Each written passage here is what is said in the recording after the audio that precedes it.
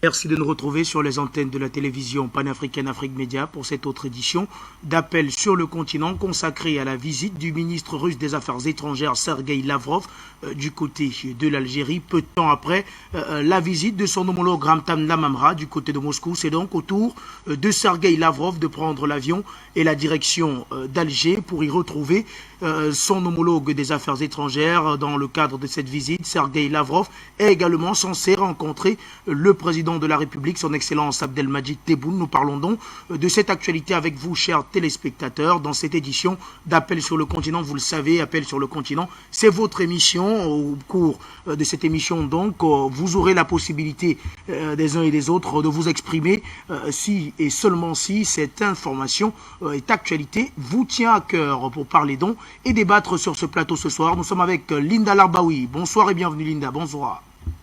Bonsoir à tout le monde, bonsoir à vous, à Monsieur Luc Michel et tous nos panafricanistes. Merci à vous Linda Larbaoui d'avoir répondu à présent à cette invitation. Également, Luc Michel, notre géopoliticien qui est en direct de Bruxelles. Bonsoir et bienvenue Luc Michel, bonsoir. Bonsoir Junior, bonsoir à Linda, et de vous retrouver tout à fait à l'improviste, parce qu'on m'a seulement prévenu il y a quelques minutes. En tout cas, merci d'être toujours présent pour nos invitations. On va, chers messieurs et dames, sans plus tarder, rentrer de plein pied dans cette émission. Mais avant, on va faire un tour du côté de Moscou. Vous le savez, aujourd'hui se célébrait la fin de la Deuxième Guerre mondiale. Côté russe, les autres alliés ont célébré leur victoire le 8 du côté de Moscou. C'est le 9 qu'on la célèbre avec la victoire de l'armée russe sur les troupes nazies. À cette occasion, le chef du Kremlin, Vladimir Poutine, a donc tenu un discours où il a fait un état des lieux de la situation sécuritaire mondiale. On va prendre un extrait de cette prise de parole du président russe et on revient sur le plateau pour en parler avec vous et nos invités.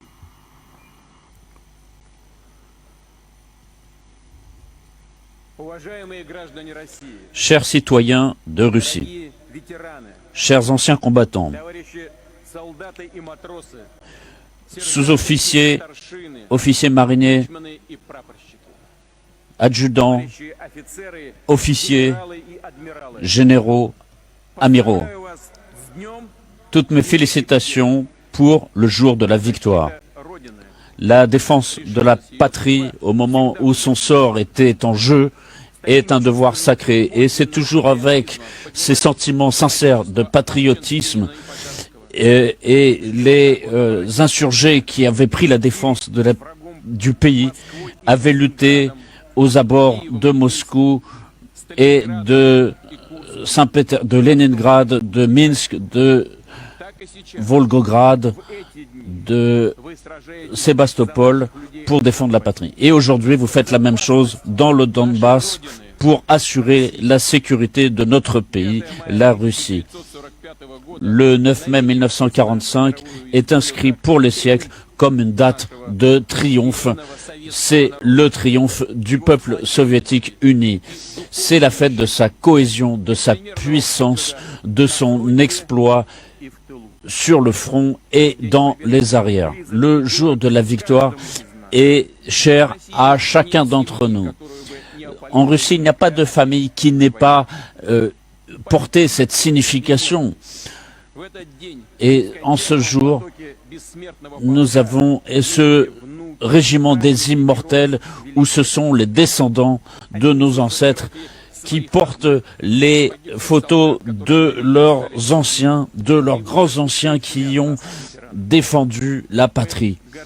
Nous sommes fiers de la vaillance et du courage de ces générations. Et notre devoir est de préserver la mémoire de ce peuple qui a su vaincre le nazisme et qui nous a permis d'être vainqueurs et de faire tout pour que l'horreur de cette guerre mondiale ne se répète pas. Et malgré toutes les divergences au niveau international, la Russie s'est toujours prononcée pour la mise en place d'un système de relations basé sur l'égalité. Et c'est ce qui est important pour la communauté internationale. En décembre dernier, nous avons proposé de signer de nouveaux accords de traités de paix et de garantie de sécurité. La Russie a agi de façon honnête. Tout cela en vain. on n'a pas voulu nous écouter. Cela signifie que, en réalité, nos partenaires avaient d'autres plans tout à fait différents. Et nous le voyons. Ils ont ouvertement préparé une mission dans le Donbass, sur nos terres historiques, y compris la Crimée. Et là, Kiev a parlé de l'acquisition de l'arme nucléaire et a proposé, a prévu des opérations militaires pour saisir les territoires qui sont à proximité immédiate de nos frontières.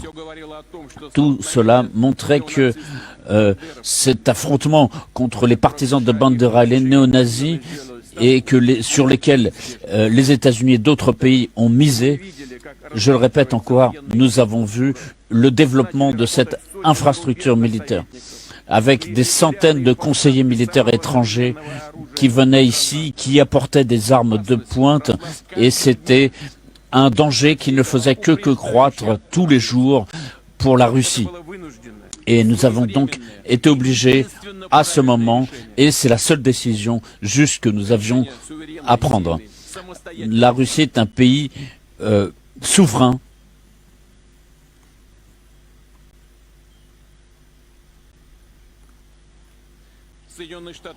Les États-Unis d'Amérique, notamment après l'effondrement de l'URSS, avaient parlé de leur exclusivité, humiliant non seulement tout le monde, mais leurs propres satellites qui doivent faire semblant de ne rien remarquer et avaler tout sans rien dire. Mais nous sommes un autre pays. La Russie a un autre caractère. Nous ne renoncerons jamais à défendre nos valeurs, notre foi, notre patrie. Nous ne renoncerons pas au respect de tout ce qui fait notre culture. Ce sont des siècles d'histoire. Certains voulaient annuler tout cela. Et cela a été la source de falsification sur l'histoire de la Deuxième Guerre mondiale. L'incitation à la russophobie, à l'humiliation, aux dégradations des monuments. Nous savons que les anciens combattants américains qui voulaient venir ici n'ont pas pu le faire. Ils ont eu l'interdiction de le faire. Et je veux que vous sachiez que nous sommes fiers de cette histoire, de votre contribution et à la contribution de tous les alliés, que ce soit les Anglais, les Français, les participants, les membres de la résistance dans différents pays, et bref, de tous ceux qui ont vaincu le nazisme et le militarisme. Chers camarades, aujourd'hui, les rebelles de Donbass, soutenus par la Russie, se battent sur leurs terres. Ils ont, là où Monomakh avait contribué à constituer l'État russe, où les héros pendant la Grande Guerre patriotique, Nikolai Vatutin par exemple, Ludmila Pavchenko, et je m'adresse aujourd'hui à toute notre armée et aux rebelles de Donbass. Vous vous battez pour la patrie, pour votre avenir, pour que personne n'oublie les leçons de l'histoire, pour que dans le monde, il n'y ait pas de place aux punisseurs et aux nazis. Nous célébrons aujourd'hui la mémoire de tous ceux qui sont tombés dans ce combat. Devant les fils, les filles, les mères, les pères, les grands-parents, les maris, les femmes, les frères, les sœurs, les proches, les amis de tous ceux qui sont tombés. Nous célébrons la mémoire de tous ceux qui sont décédés dans la maison des syndicats à Odessa le 2 mai 2014. Et tous les habitants du Donbass, ces civils qui ont été victimes de bombardements quotidiens menés par les néo-nazis. Nous inclinons la tête devant tous nos camarades qui sont tombés pour défendre la Russie. Je déclare 1 minute de silence.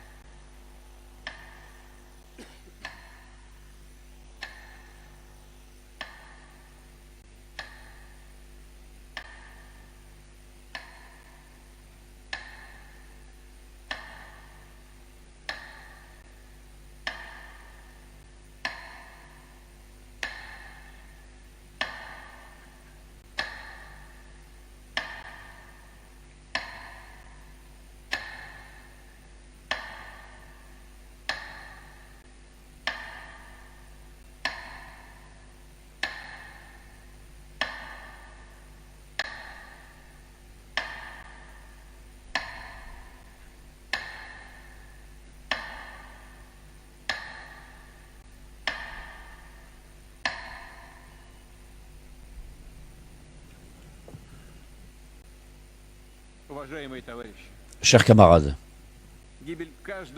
la mort de chacun de nos soldats et officiers, c'est un chagrin pour nous tous.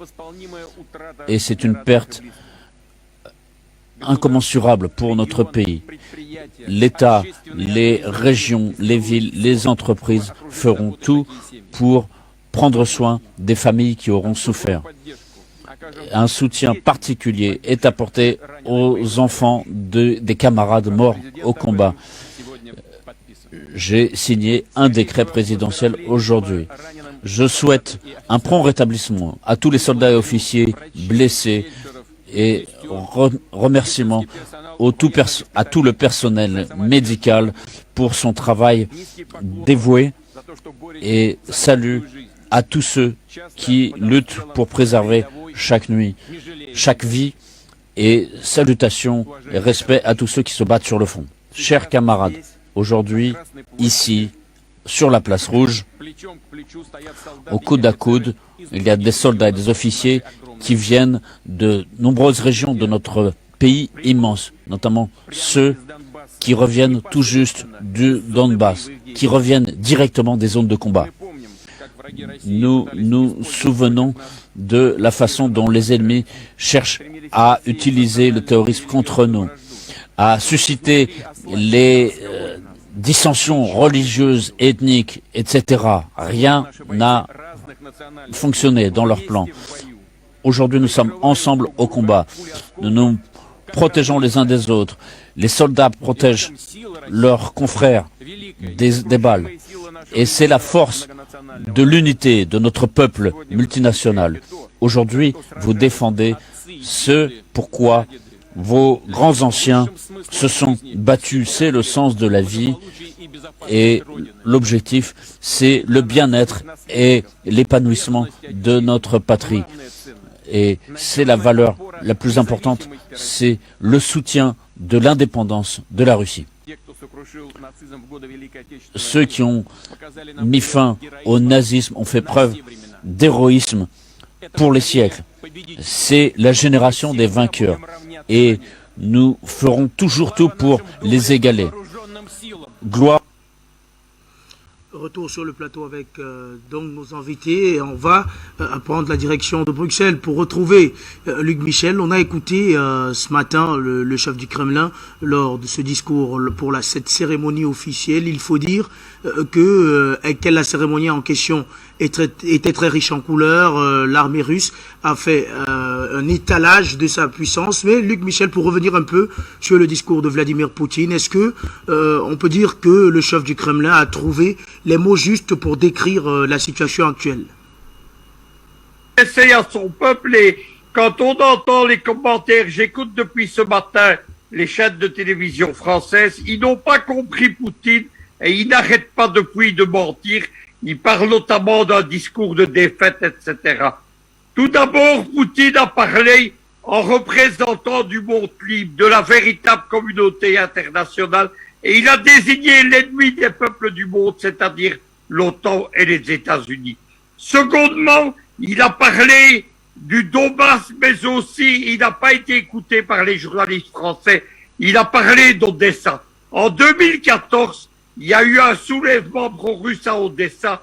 Nous étions en train d'ailleurs de préparer un référendum d'autodétermination, comme en Crimée, à Donetsk et à Lugansk. Les commandos néo-nazis sont intervenus à Odessa. Ils ont attaqué le siège des pro-russes, qu'on appelle la maison des syndicats. Il y a eu plus de 300 pro-russes qui ont été violés, massacrés, tués et puis brûlés. Il faut les empêcher de quitter le bâtiment en feu. Voilà ce qui s'est passé. En Russie, on en a beaucoup parlé.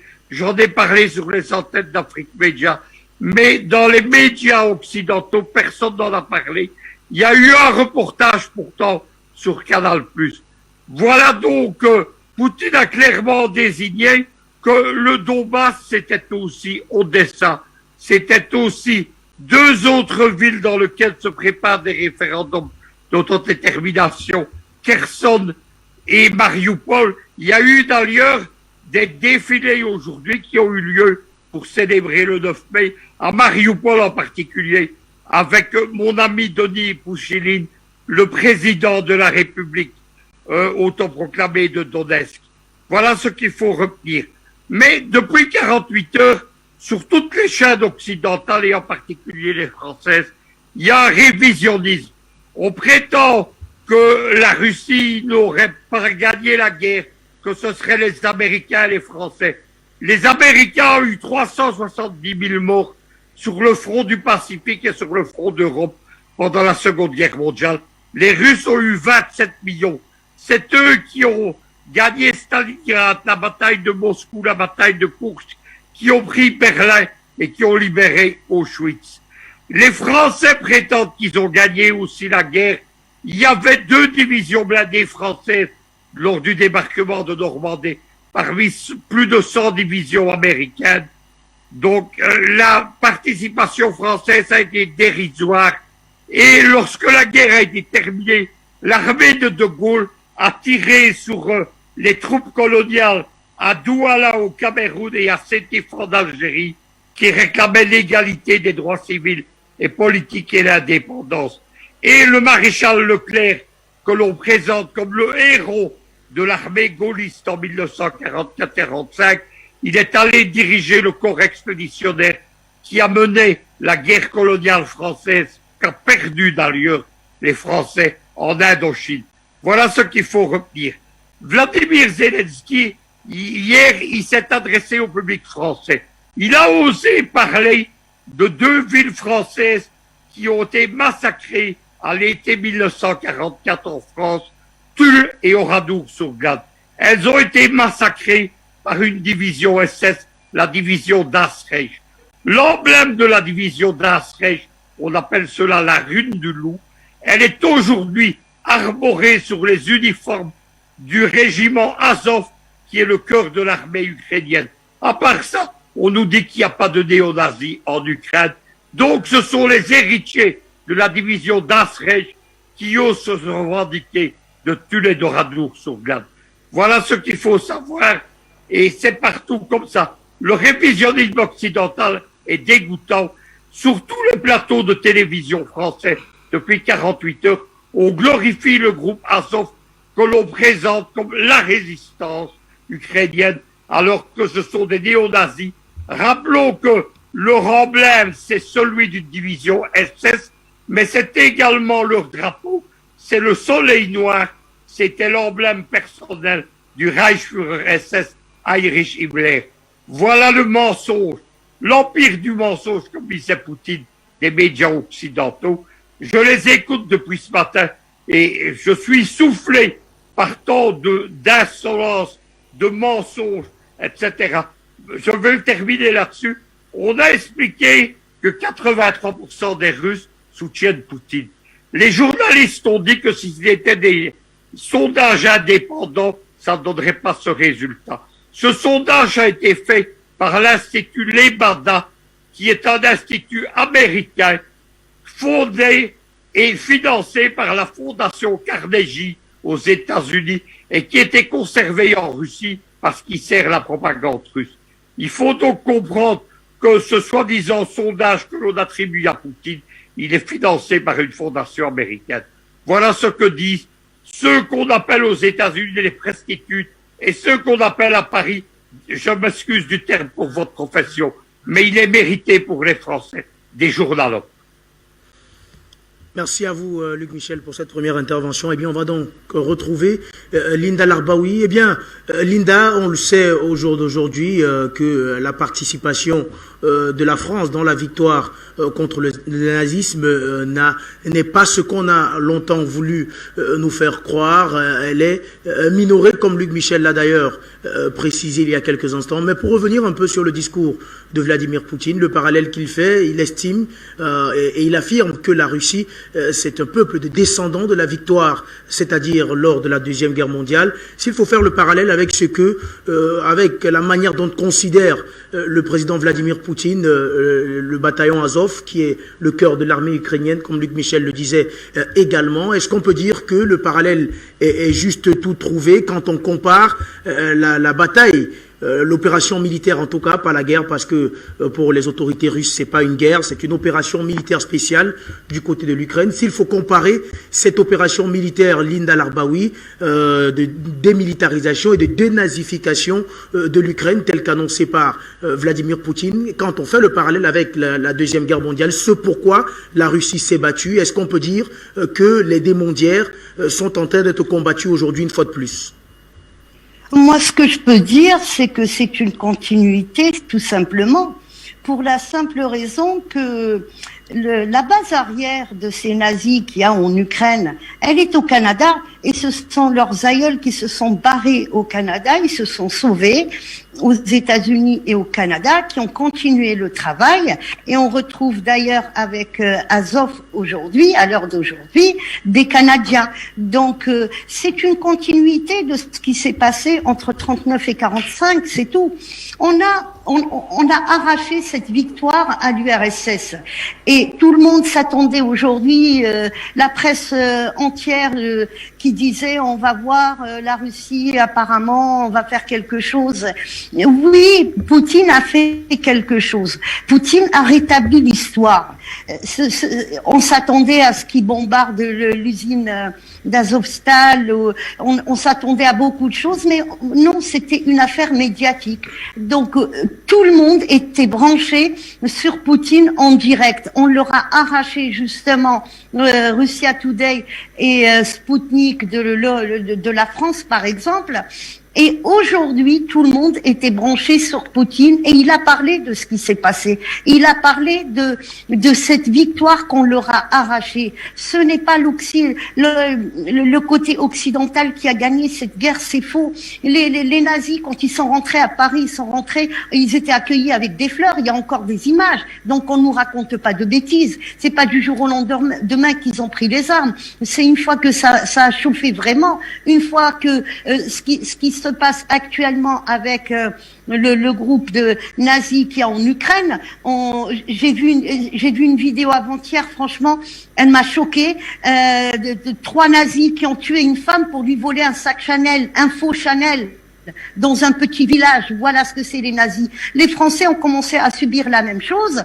Donc, il y a une résistance qui s'est formée. Mais tout ça, c'est du mensonge. C'est véritablement mensonger. Qui a armé Hitler? Comment Hitler, du jour au lendemain, a déclaré la guerre à tout le monde? Je ne parle même pas des armes qu'il avait mis de côté. Nous allons parler du carburant qu'il avait stocké. Il faut se revenir à cette époque-là. Il n'y avait pas Total partout, il n'y avait pas Esso partout, il n'y avait pas. Donc d'où il a eu son carburant? On parle toujours du Bush fils, Bush père et le grand-père Bush qu'on a oublié. C'est Ford qui a financé Hitler. Ça, on n'en parle pas. Donc, ils étaient tous dans la combine. Ceux qui ont subi, c'est les Russes, c'est l'Union soviétique, pardon. Je reviens à cette époque-là. Et aujourd'hui, les Russes ne font que continuer ce que leurs aïeuls ont fait. C'est ça. Donc, c'est l'URSS qui a gagné cette guerre. C'est l'URSS qui a libéré l'Europe. Et c'est ça que Poutine, aujourd'hui, les télévisions du monde entier ont passé le message et se sont fait avoir par le coup médiatique de la Russie et de Poutine. Sinon, je remercie Monsieur Luc Michel qui a parlé tout à l'heure du massacre pour les Algériens, il faut le rappeler, c'est comme à Douala aussi, les événements qu'il y a eu en 45. Nous, les Algériens, à Sétif, Guelma et Kharrata, c'était 45 000 morts, 10 000 morts entre le 8 et le 9, et la France a continué sa répression. On est arrivé à plus de 45 000 morts. Je suis originaire de Sétif, donc je connais très très bien l'événement. J'ai eu mes grands-parents, mes arrière-grands-parents qui l'ont vécu en direct. Donc si je suis aujourd'hui avec Afrique Média et je suis Afrique Média depuis presque sa création, c'est par rapport justement à tout ça, et on arrêtera le jour où ça sera fini. Eh ben, on va suivre le chemin de Monsieur Poutine qui continue le travail que ses aïeuls ont commencé. Eh bien, Linda Larbaoui, pour revenir un peu sur notre question centrale, le ministre russe des Affaires étrangères, donc Sergueï Lavrov, est attendu en tout cas à Alger. Est-ce qu'on sait si le diplomate est déjà arrivé du côté de l'Algérie? En ce moment, ça se bouscule sur Alger. Ça se bouscule de tous les côtés. On a vu plusieurs visites. Il y a même eu une délégation, il y a à peu près un mois, d'une délégation militaire russe. Au moment où les Américains étaient en train de faire pression sur tout le monde qu'il faut pas parler aux Russes. Et il s'est passé un événement majeur il y a trois jours. Il y avait les Américains justement au Maroc pour essayer de trouver un compromis et essayer de sécuriser la Libye. Et j'en avais parlé, et puis à la fin de l'émission, malheureusement, l'une des invitées avait dit que c'était une bonne chose. Non, c'est une mauvaise chose. Quand on veut sécuriser la Libye, on s'adresse soit à l'Égypte, soit à la Tunisie, soit au Tchad, soit à l'Algérie, mais on va surtout pas au Maroc. Ce n'est pas un pays frontalier, ce n'est pas un pays du Sahel non plus. Donc voilà, ça c'est pour sécuriser. Donc tout ça est lié justement à l'avenir du gaz et l'avenir du gazoduc qui part du Nigeria et qui a rejoint le Niger et il y a le tronçon de Niger qui doit se faire et qui est en train de se faire d'ailleurs et qui va rejoindre celui de l'Algérie pour alimenter l'Europe. Donc, je veux pas que les panafricanistes pensent que le Nigeria, Niger et l'Algérie font un coup bas à la Russie. Ce n'est pas vrai. Ce projet a été signé en début de l'année et puis c'est un projet qui a été retardé par rapport au terrorisme qui est dans le Sahel depuis une dizaine d'années. Donc c'était un projet, un vieux projet, sachant que le principal actionnaire dans cette affaire, c'est-à-dire Nigeria, Algérie, il y a Gazprom, donc les Russes sont dedans.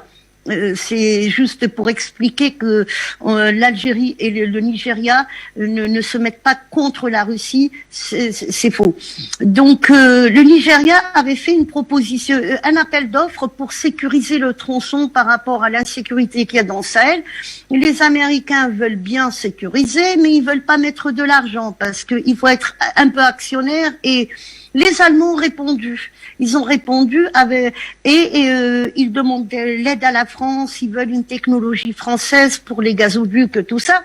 Et les Américains sont en train de faire pression parce qu'ils sont dans une grosse crise et ça tout le monde le sait.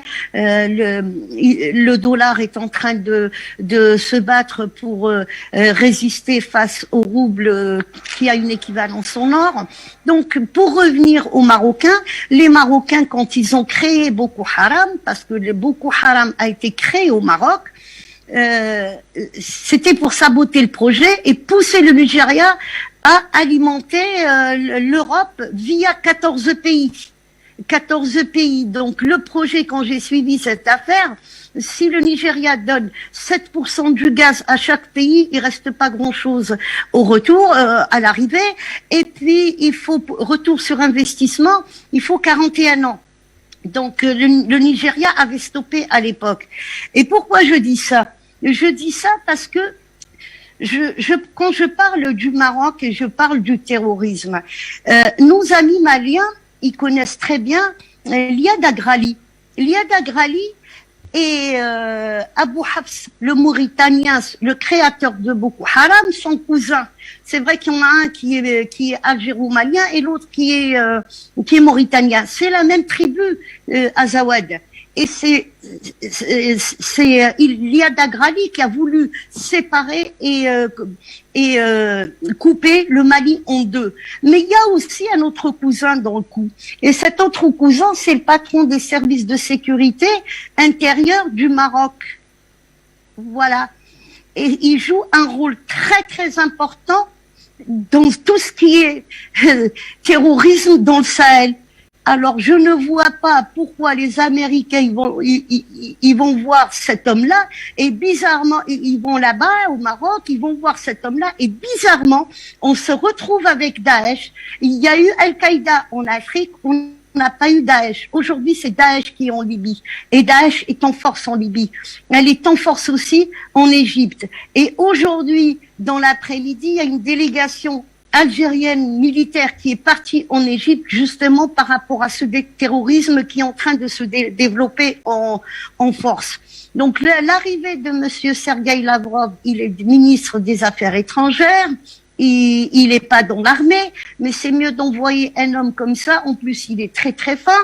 Donc c'est par rapport à tout ce qui se passe dans le Sahel, tout ce terrorisme qui revient en force et les intérêts russes qu'il y a aussi dans le Sahel, en dehors du fait que ça soit les partenaires ou les amis de l'Algérie et du Mali aujourd'hui aussi, sans parler de tout ça, il y a quand même les intérêts russes qui sont là. Donc les Américains qui viennent pour essayer aussi de pousser l'Algérie, de faire pression pour réouvrir le gazoduc qui a été fermé le 31 octobre.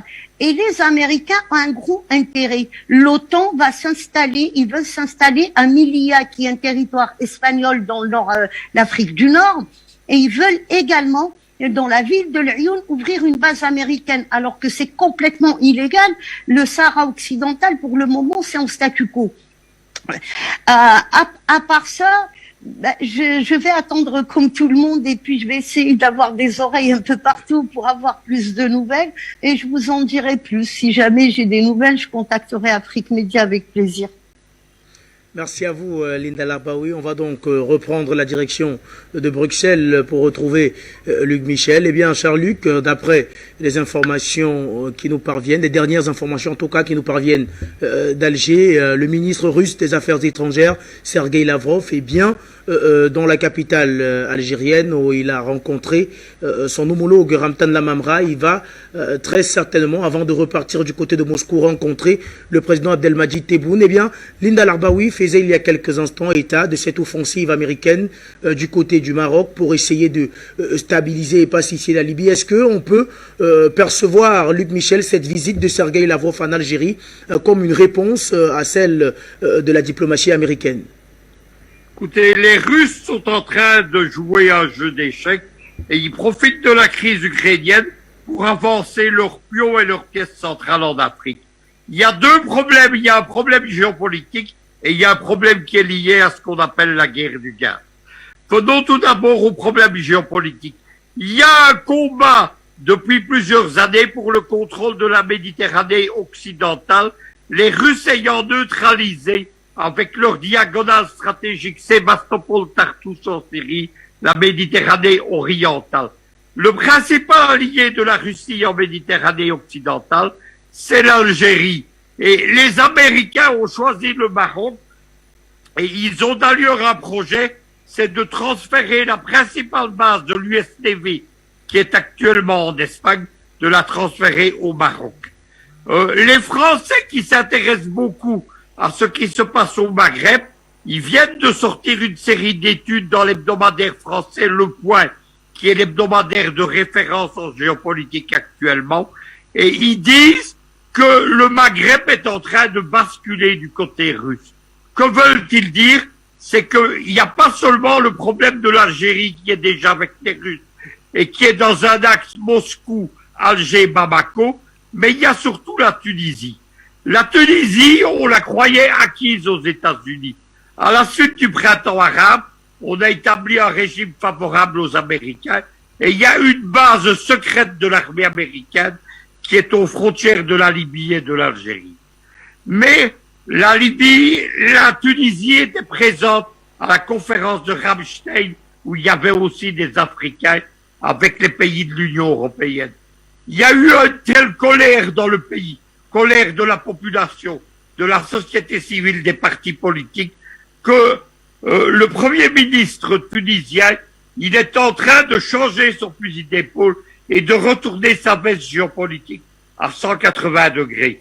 Il est allé à Moscou, il cherche l'alliance avec Moscou et évidemment celle de l'Algérie. Il n'y a pas seulement ces deux pays quand ils vont basculer du côté russe, il y a un bloc qui est constitué par Haftar en Libye, c'est-à-dire Tobrouk, Benghazi et le contrôle du triangle pétrolier libyen. Il y a l'Égypte et il y a le Soudan qui s'apprêtent à basculer. On dit déjà, les Occidentaux, ce qu'ils appellent le groupe Wagner.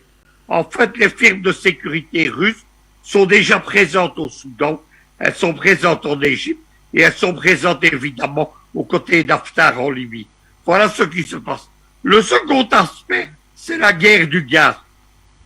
Naïvement, les Occidentaux, les Européens, pensaient que le gaz qu'ils n'allaient plus acheter en Russie, ils allaient acheter en Algérie et au Sénégal. Mais les Russes ont organisé depuis 2018 ce qu'on appelle l'Organisation des États producteurs de pétrole. On dit vulgairement l'OPEP du gaz. Le poisson pilote de l'Afrique dans cette OPEP du gaz, c'est la Guinée équatoriale qui a organisé en 2019 d'ailleurs un sommet des producteurs du gaz à Malabo. Et la Guinée équatoriale, qui est l'État en pointe dans l'industrie gazière avec le complexe Punta Europa sur l'île de Bioko. Depuis, l'OPEP du gaz a été rejointe par le Sénégal, elle a été rejointe par le Nigeria, elle a été rejointe par l'Algérie. La position du Sénégal est très intéressante parce que en 2014, Macky Sall a été élu avec l'aide des Américains, mais en 2019, il a retourné sa veste géopolitiquement. Pour sauver son économie, il s'est allié aux Russes et aux Iraniens. Actuellement, il est dans la guerre du gaz, l'allié principal des Iraniens. Il a constitué un corridor anti-sanctions avec le Venezuela, l'Iran et le Sénégal. On appelle cela le corridor Caracas, Dakar, Téhéran, pour vendre le gaz et le pétrole en contournant les sanctions françaises et occidentales. Il a donné les nouveaux champs pétroliers sénégalais aux Russes Lukoil et il a fermé la base française près de Dakar. Il n'est plus aujourd'hui considéré comme fiable par les Américains. C'est le problème qui se pose là-bas. Et bien entendu, ni le Sénégal, ni l'Algérie ne sont prêts à augmenter leur production pour nuire à la Russie. Ils savent très bien que le contrôle du marché du gaz par les Occidentaux, c'est la ruine pour les États producteurs africains, pas seulement pour la Russie ou l'Iran. C'est la même position qui est adoptée par les Émiratis et les Qataris. Au sommet du gaz à Doha qui a eu lieu il y a 6 semaines, les Émiratis et les Qataris ont rejoint le camp du bloc de l'Est et ont refusé de soutenir les Américains dans la guerre du gaz. Voilà ce qui se passe. Il y a un dernier État qui se dirige vers cette optique-là, c'est la Guinée-Conakry du lieutenant-colonel Doumbouya. Celui-ci, c'est un ancien officier de liaison avec l'Afrique comme américain. Les Américains pensaient qu'avec lui, ils allaient contrôler le pays. Mais pour sauver son économie, c'est la même chose. Il s'est tourné vers le bloc de l'Est.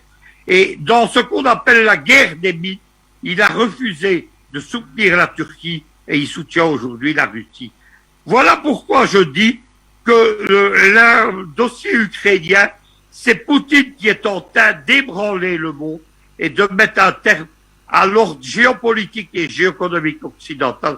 La globalisation m'a dit du USA, c'est fini. Le monde du dollar qui domine la planète, c'est fini. Et les 3 OTAN, l'OTAN du Pacifique, l'OTAN du Proche-Orient et l'OTAN de l'hémisphère nord, qui dominaient le monde, c'est terminé.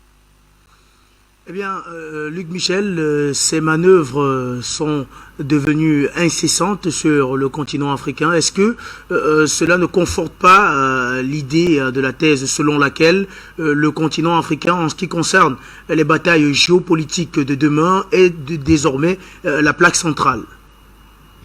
C'est une des plaques centrales. La plaque centrale, ça reste l'Eurasie. Ça reste cette zone qui va de l'Allemagne jusqu'à l'Azerbaïdjan. Ça, c'est ce qu'on appelle en géopolitique l'anneau extérieur.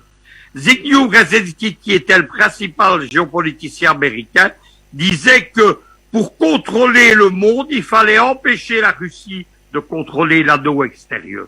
Il y a ensuite la zone qui va de l'Afrique du Nord jusqu'au Proche-Orient, qu'on appelle, avant on l'appelait l'anneau des déserts, aujourd'hui on l'appelle l'anneau extérieur. C'est le contrôle de ces 2 anneaux, donc l'anneau de l'Eurasie et l'anneau de l'Afrique et du Proche-Orient, qui va déterminer le sort de la Troisième Guerre mondiale. Celui qui va le contrôler va gagner la Troisième Guerre mondiale. C'est pour ça que les Américains ne veulent pas laisser les Russes s'implanter. Et voilà pourquoi les Russes se battent pour en prendre le contrôle. Zbigniew Brzezinski a tout expliqué en une phrase dans son livre Le Grand Échiquier à propos de l'Ukraine. Il a dit, avec l'Ukraine, la Russie est un empire. Sans l'Ukraine, la Russie cesse d'être un empire. Le dossier central, c'est celui de l'Ukraine. À côté de cela, il y a l'Europe centrale, c'est-à-dire la Moldavie, la Géorgie, l'Azerbaïdjan, etc. Et ensuite, il y a toute l'Afrique du Nord, dans une zone qui va de l'Algérie jusqu'au Soudan. Et bien entendu, il y a encore une zone extérieure, mais ce sont des théâtres d'opérations extérieures. C'est la zone qui va jusqu'au golfe de Guinée. Mais là, il ne s'agit pas de contrôler la zone, qu'on le croit, de contrôler les matières premières. Il s'agit de contrôler les voies maritimes. Qui contrôle le golfe de Guinée pourra neutraliser les voies maritimes pendant la Troisième Guerre mondiale vers l'Europe et l'Amérique du Nord. On se rappellera quelque chose, c'est que Hitler a perdu la Troisième Guerre mondiale. Il l'a perdu lorsqu'il a perdu la bataille de l'océan Atlantique, qui n'a pas été capable de neutraliser la flotte américaine. Voilà tout cela, les données géopolitiques. C'est un affrontement qui rappelle la Deuxième Guerre mondiale. La Troisième Guerre mondiale, elle va s'établir sur les mêmes bases. Vous, Luc Michel, pour toutes ces explications. On va donc vous retrouver, Linda Larbaoui. Eh bien, Sergueï Lavrov est officiellement du côté de la Russie, autant pour moi de l'Algérie, où il a rencontré son homologue Ramtan Lamamra. Luc Michel faisait état des liens économiques qui lient l'Algérie à la Fédération de Russie. Est-ce que, d'après vous, quand on veut parler des enjeux de ce déplacement, parce qu'il faut rappeler qu'il y a quelques semaines, Ramtan Lamamra était en visite du côté de Moscou, il a rencontré également Sergueï Lavrov. Cette fois-ci, c'est un retour d'ascenseur. Est-ce que, d'après vous, cette visite est purement économique, Linda Larbaoui? Non, je pense pas qu'elle est purement économique. Monsieur Luc Michel a parlé aussi du cas tunisien, que j'explique bien les choses. Le cas tunisien, c'est pour ça que le président, il est panafricaniste. D'ailleurs, il y a une visite qui est prévue pour la Russie. Et il se penche plutôt vers les Russes parce que c'est les Américains qui ont fait le coup d'État en 2010. Ça a été un coup d'État. Les services secrets tunisiens ont mis sur les réseaux sociaux des cassettes et des enregistrements du dernier président déchu, justement, et quelles sont les conversations qu'il avait tenues avec les services en Tunisie, tout ça. Donc, on a appris beaucoup de choses. Et en Tunisie, c'était une république parlementaire. C'était les parlementaires qui décidaient de tout. Donc, en 2020, les parlementaires et l'armée avaient décidé de signer un accord militaire avec les États-Unis. Et Kais Saïd était contre, mais il pouvait rien faire. Le président n'avait pas la décision, il pouvait rien faire. Donc cet accord est signé pour 10 ans. On appelle ça les accords 2020-2030. Et Kais Saïd a travaillé très très dur. Il s'est allié justement à l'Algérie pour changer le système dans son pays, et on passe d'une république parlementaire à une république présidentielle. Ça va être le président qui décide, bien sûr, pas tout seul avec ses ministres, tout ça. Et actuellement, il est en très très mauvaise posture parce que la France joue, les États-Unis jouent, les Anglais aussi. Il faut pas les oublier, ceux-là. Ils sont à l'origine de beaucoup de choses en Afrique. Hein. Donc les Anglais jouent. Donc il y a le rôle de la Tunisie qu'il faut soutenir. Et je pense que le dossier aussi tunisien va être traité. d'autant plus que Kais Saïed devait y aller la semaine où les opérations spéciales en Ukraine ont commencé, donc ça a été purement retardé, puisqu'il l'a annoncé, Kais Saïed, il a dit ça n'a pas été annulé, c'est retardé. Voilà, j'ai eu cette information la semaine dernière, j'ai écouté son discours. Donc il y a aussi le dossier libyen et le côté Haftar. Les Américains veulent juger Haftar au tribunal de La Haye. Ils envisagent de l'arrêter, de le juger pour crime contre l'humanité, alors qu'au départ c'est la France qui l'a mis là. Haftar, c'est pas les Russes qui l'ont mis là. Donc il y a beaucoup de dossiers qui sont en jeu, mais il y a aussi le Mali. Le Mali, il faut pas oublier que le Mali a demandé à la Russie de venir. Quand je dis le Mali, c'est le peuple malien. Donc les Américains, je le dis souvent, dès qu'il y a les Russes quelque part, il y a les Américains aussi. Et à chaque fois que les Russes ont voulu s'installer quelque part, les Américains ont saboté derrière.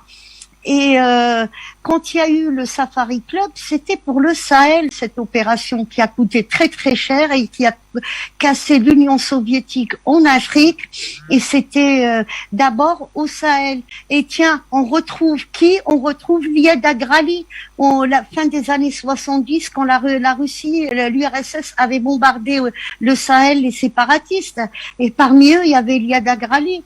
Donc c'est pas, les acteurs sont là depuis tout le temps, ils sont là.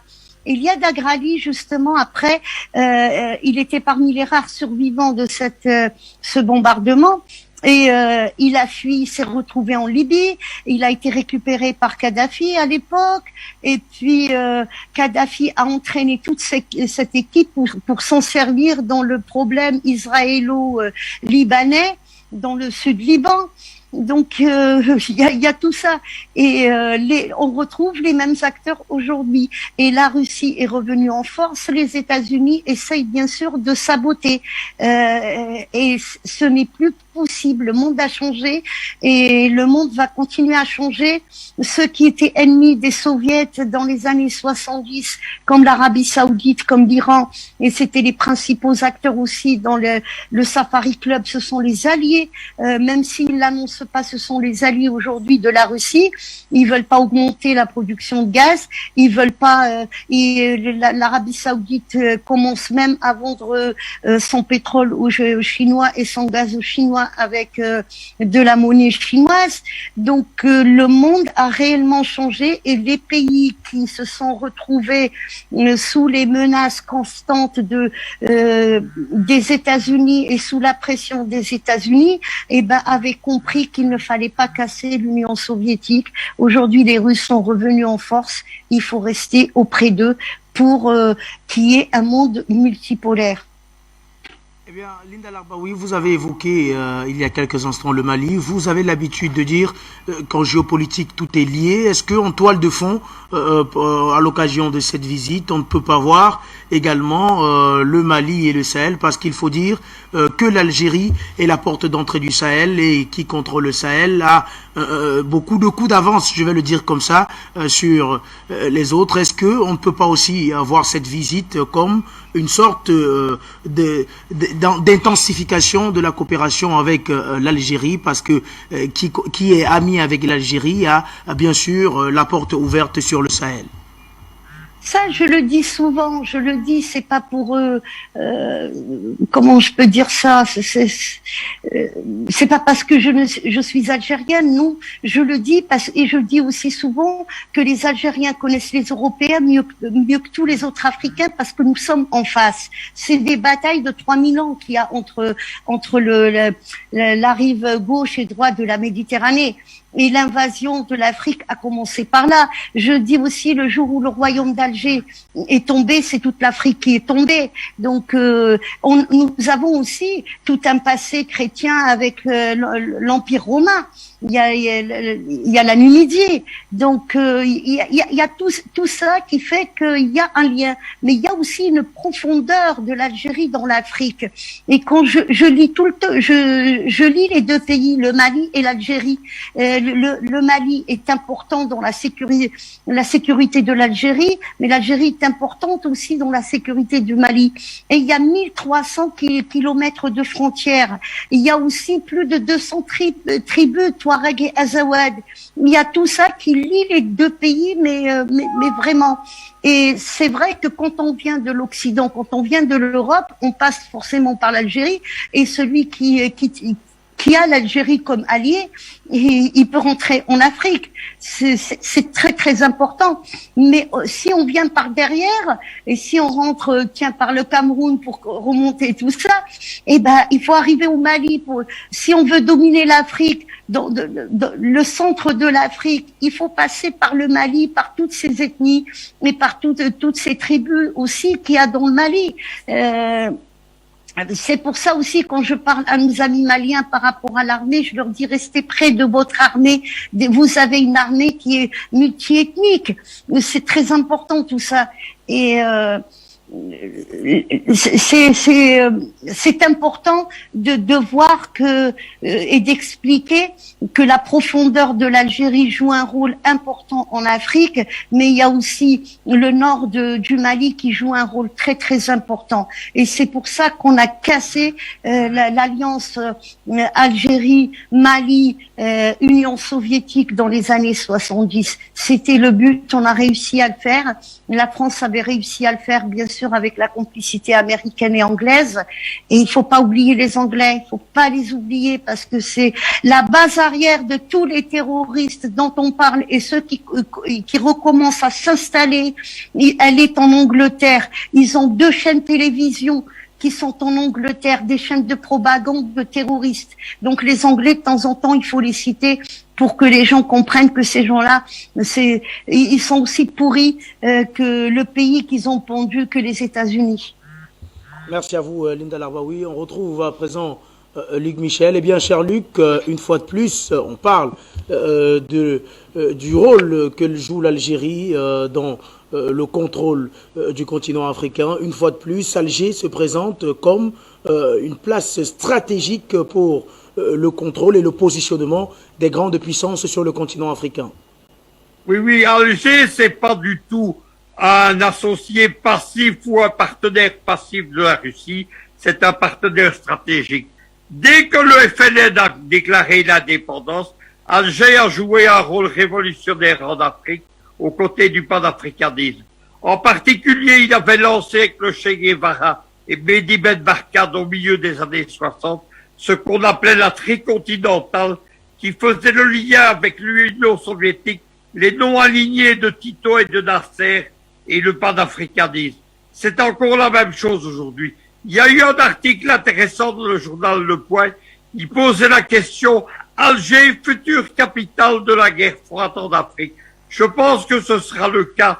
Alger occupe une place stratégique, comme Linda vient de l'expliquer, vers le Sahel, vers le Mali, vers la Libye, vers l'Égypte, mais également pour contenir le Maroc, qui est la porte d'entrée de l'OTAN et des États-Unis en Afrique, et dans le cadre géoéconomique de la guerre du gaz. Voilà pourquoi Alger va jouer un rôle moteur en Algérie, et voilà pourquoi Alger est étroitement allié aujourd'hui à l'Iran. L'Iran qui s'investit de plus en plus en Afrique depuis les années 2015 dans une stratégie d'alliance qui est liée en partenariat avec la guerre hybride de la Russie. C'est-à-dire que l'Iran est complémentaire de la Russie, elle n'est pas concurrente, contrairement à la Chine par exemple, et à la Russie qui parfois se marche sur les pieds. Merci à vous, Luc Michel. On va donc faire un tour du côté du Standard pour retrouver le premier téléspectateur de cette soirée. C'est notre ami Peter Brown qui nous appelle de l'Écosse. Bonsoir et bienvenue, Peter. Bonsoir. Monsieur Wafo, merci beaucoup, Center. Je veux saluer vos invités, Madame Linda, Monsieur Luc Michel. et puis donner mon petit point de vue sur la thématique, qui est très intéressant parce que aujourd'hui l'Occident est en mode panique, parce que même l'Espagne, qui croyait avoir, comme on dit, le godo, parce que elle s'est dit qu'elle avait avoir l'approvisionnement de gaz avec l'Algérie, se trouve dans un impasse. L'Italie, pareil, qui avait commencé à gonfler le dos aussi en disant que ils avaient trouvé le palliatif par rapport au gaz russe. Et tout explique la visite de M. Lavrov en Algérie. C'est d'abord pour consolider les relations bilatérales avec ce pays, d'autant plus qu'en novembre prochain, ils ont comment ils appellent ça, les actions militaires communes qu'ils ont fait en Russie et qu'ils vont faire également dans une ville proche de la frontière avec le Maroc, en Algérie. Ça, c'est déjà un gros point. Deuxièmement, c'est que dans les alliances bilatérales avec l'Algérie, je crois qu'il y a des clauses entre partenaires, et l'Algérie est un partenaire très stratégique de la Russie en Afrique. Donc, l'Algérie ne peut pas se permettre de faire plaisir à ceux-là même qui ont mis des sanctions contre la Russie. Et de surcroît, des sanctions assez graves, c'est-à-dire le SWIFT et tout ce qui en suit, sans compter que par derrière, ils achètent le gaz. Et encore qu'ils proclament haut et fort qu'ils vont se passer du gaz de la Russie. Donc, s'il se passe du gaz de la Russie et cherche les 11% que l'Algérie produit, que l'Algérie refuse de livrer les 11%, je crois que les réserves de Norvège vont terminer au bout d'1 mois. Donc, en fait, on se trouve dans une situation où l'Europe fait du poker menteur.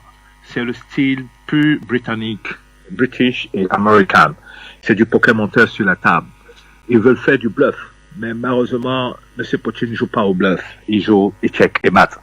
Et quand on fait des perspectives selon ce que les experts ont dit sur les antennes de certaines chaînes, même non mainstream, c'est que il va falloir attendre 3, 4, 5 years avant que l'Europe soit apte à pouvoir contenir le GNL et le transformer en gaz liquéfié. Vous comprenez? Donc, ça veut dire que tout ça, c'est du bluff.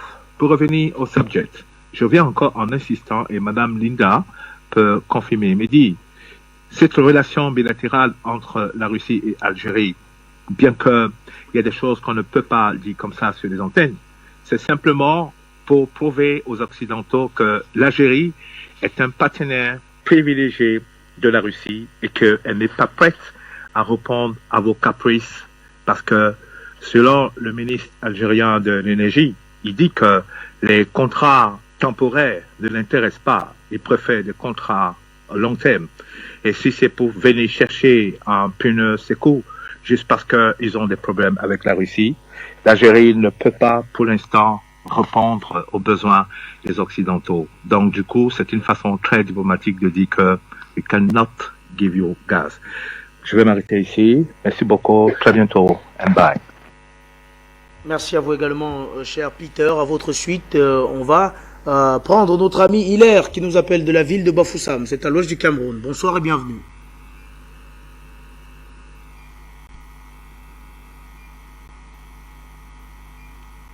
Oui, bonsoir, Junior Wafo. Permettez-moi de saluer le professeur Luc Michel et de saluer la grande sœur Linda Labahui. Et je vous félicite aussi pour tout ce travail titan que vous mettez en place pour pouvoir nous informer sur ce qui concerne la géostratégie à travers le monde.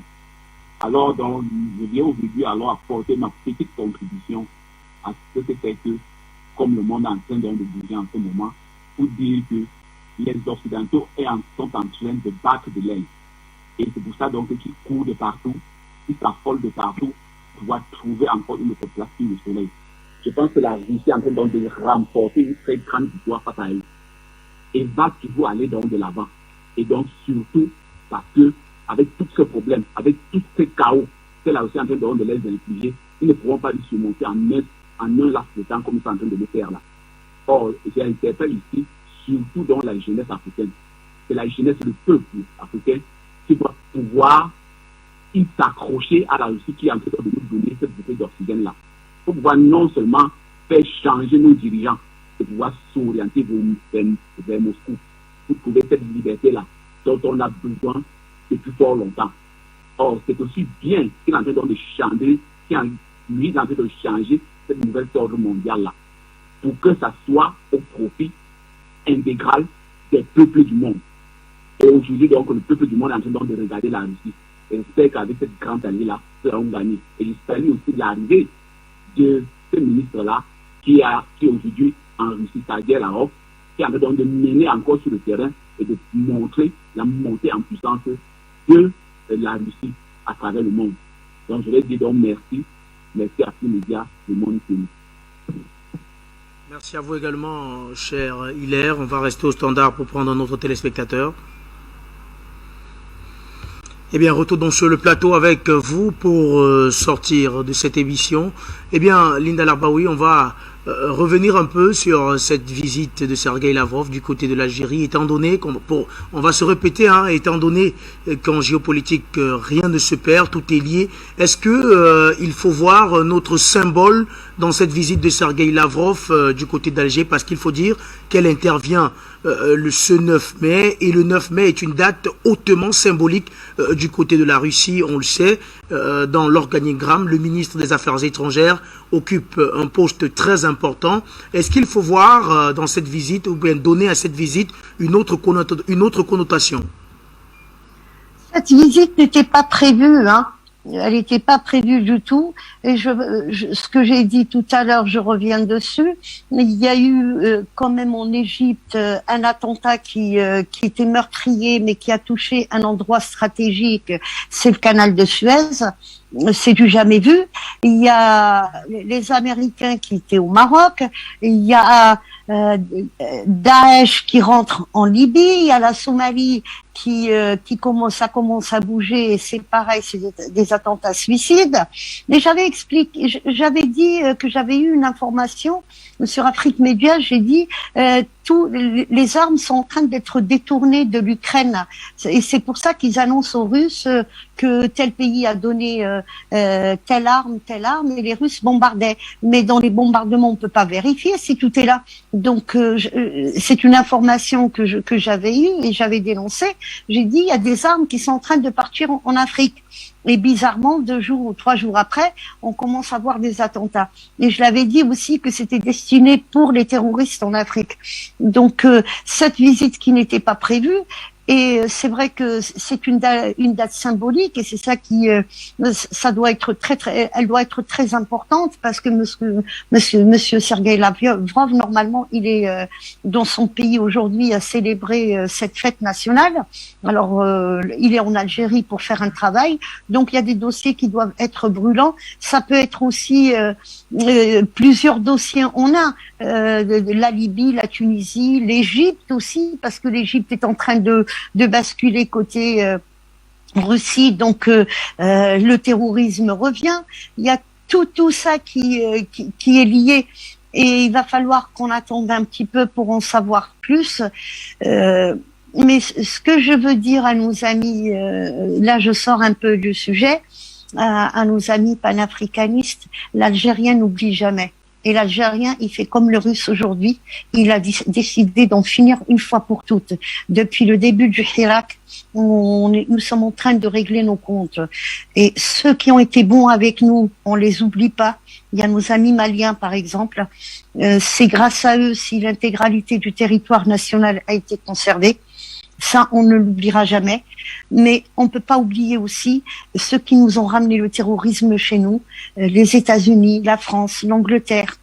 Il y a une 50aine de personnes, des grands terroristes que l'Algérie est en train de réclamer depuis une 20aine d'années.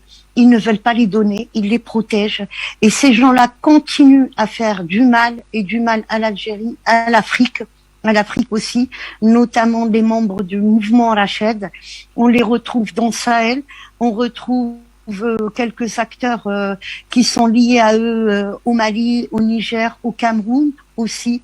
Et ça, il faut qu'on en finisse une fois pour toutes.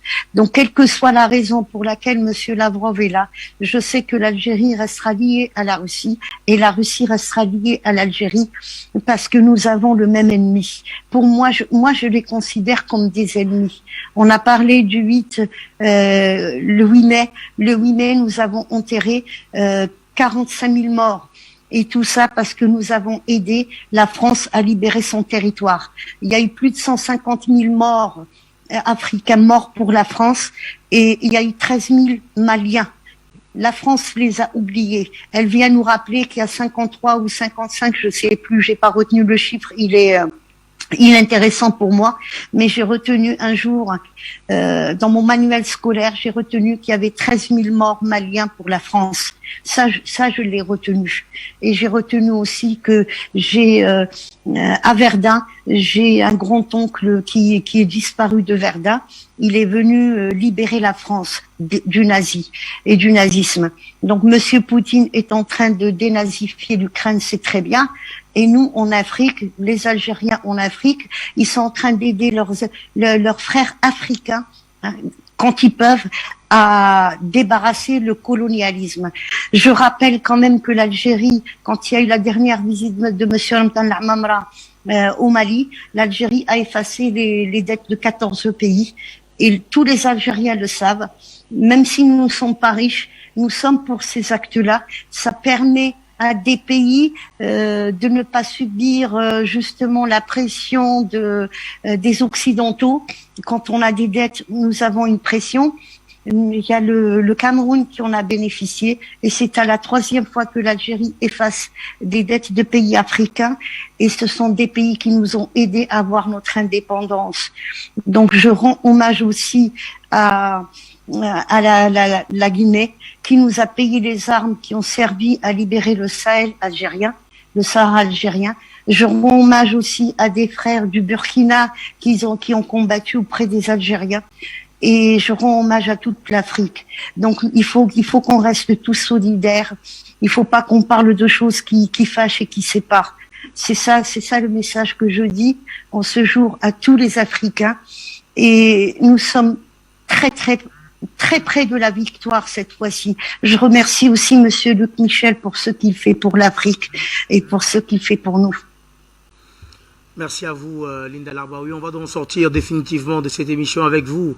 Luc Michel, on le sait, l'Algérie et la France ont toujours eu des relations privilégiées, mais depuis quelques années, l'amplification et l'intensification des relations avec Moscou semble ne pas laisser place à un troisième partenaire stratégique dans cette danse-là. D'après vous, Luc Michel, est-ce que vous pensez que du côté de l'Algérie, la France est définitivement larguée? Elle est, je pense, définitivement larguée parce qu'il y a un énorme contentieux. Il y a le contentieux de la guerre d'Algérie, il y a le contentieux des harkis, il y a la question mémorielle, il y a le racisme en France, les gens comme Zemmour et Marine Le Pen, et il y a enfin l'arrogance de Macron. Le problème des Français, c'est qu'ils ont des tas de spécialistes. Les plateaux de télévision sont envahis, mais ce sont des gens qui se sont chacun spécialisés dans un domaine. Par exemple, ce matin, il y avait un spécialiste soi-disant de la Russie qui expliquait que Lavrov n'était pas venu au défilé du 9 mai à Moscou parce qu'il laissait entendre qu'il était en froid avec Poutine. Il ne savait pas que Lavrov était à Moscou. C'est ce qui se passe actuellement. Quand vous lisez Le Point, par exemple, sur les dossiers algériens actuels, pour Le Point, l'Algérie, c'est le Maghreb. Pour Le Point, le Mali, c'est le Sahel. Le Cameroun ou le Tchad, c'est le golfe de Guinée. Ces gens ne comprennent pas qu'aujourd'hui, la géopolitique, elle est internationale et liée, qu'entre le Maghreb, entre le Sahel et entre le golfe de Guinée, c'est une seule zone qui va du golfe de Sirte en Libye au golfe de Guinée. Les Américains l'ont compris. Lorsque vous lisez Zbigniew Brzezinski il y a 30 ans, ou son successeur George Friedman aujourd'hui, l'ancien patron de Stratmont, vous voyez une connaissance globale de la géopolitique. Tout est lié. C'est la même chose que je pratique.